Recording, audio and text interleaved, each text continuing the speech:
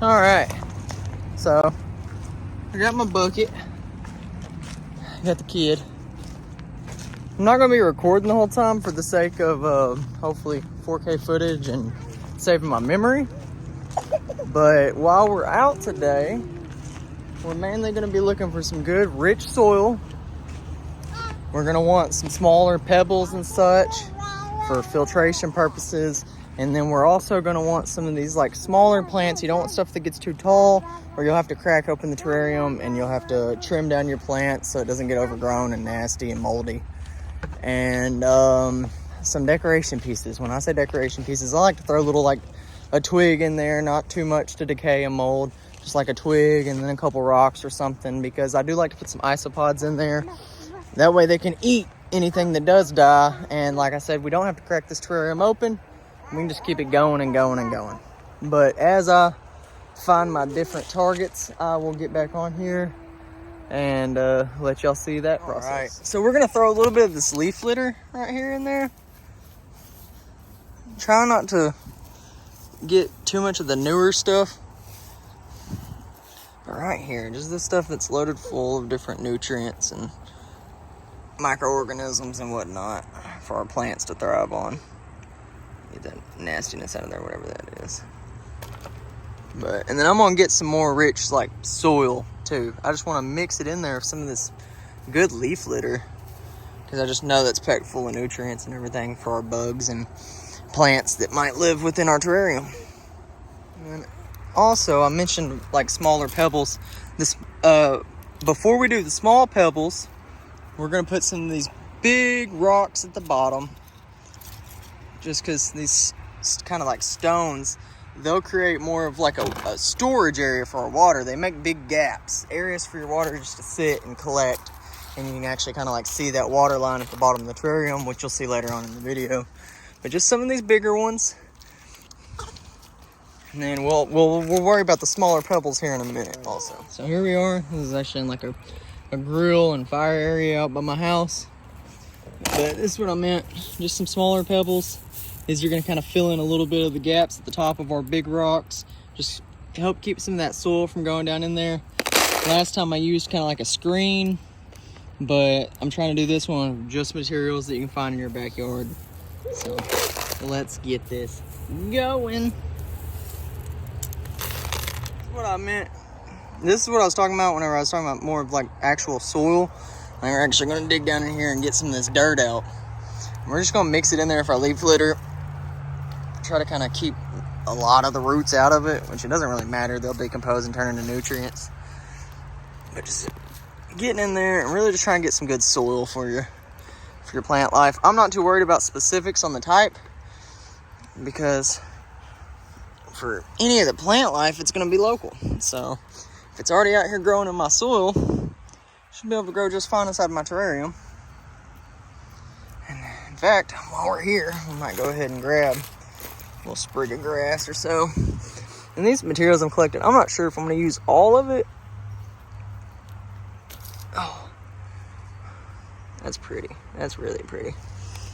With that moss right there, I might throw some of the moss in there to kind of fill in the gaps and help it look full. And anytime you're pulling from moss, try to pull from the center.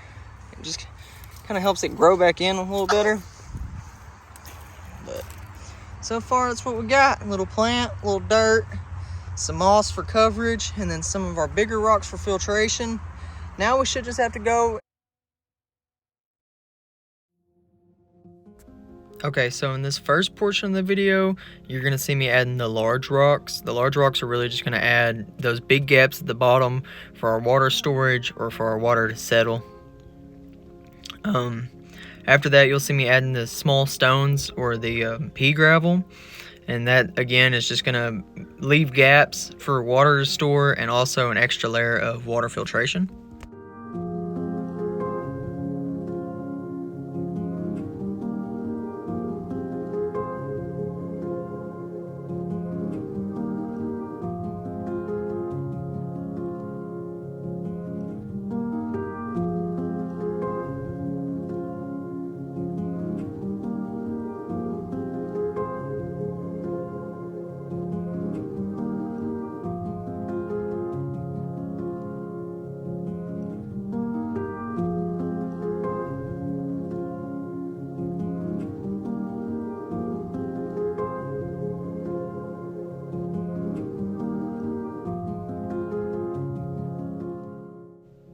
is what the sand's going to do in this situation.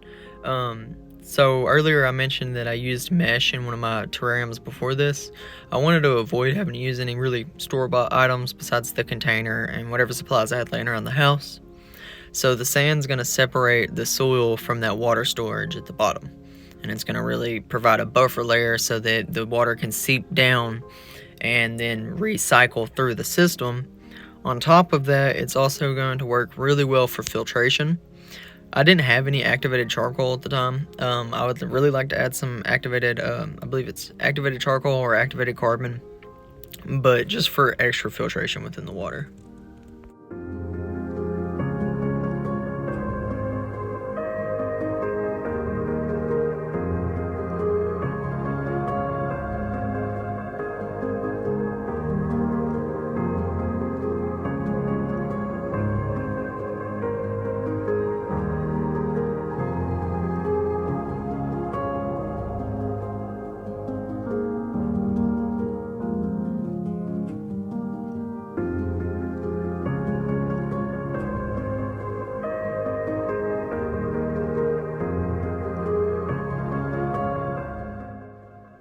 In this part of the video, I'm adding my leaf litter and soil mixture. You can see me there in the beginning. I'm picking out those pre-existing kind of root structures that came up with it. Like I said, I don't want any extra debris that's going to sit there and rot inside of the terrarium and potentially turn into mold. So I picked those out, just kind of I have my straw there. I'm going to try to get an even spread. Want anywhere from like 1.5 inches to a 2-inch layer of that soil on the top. Because once I add my water, my plants and everything, it's going to settle over time and kind of settle towards the bottom.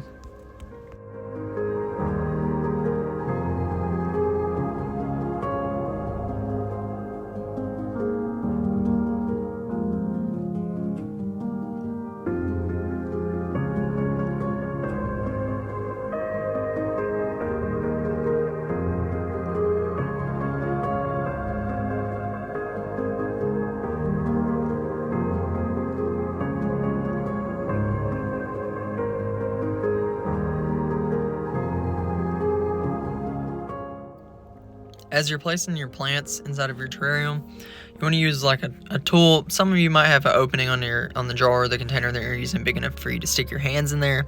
I unfortunately did not have that luxury, so I'm using my long straw there. I just kind of dug out a little hole where I wanted to place the plant, and I had to drop the plant in there and use the straw to maneuver it in there. You'll see me do this with each of the items. Just press them in there about a 1/2 inch into the soil, best you can. Make sure the roots are down, obviously. And other than that, brush a little bit of soil back on top of it, make sure it's held into place well, and hopefully over the next week or so, your roots should begin to take and your plant starts to grow healthy.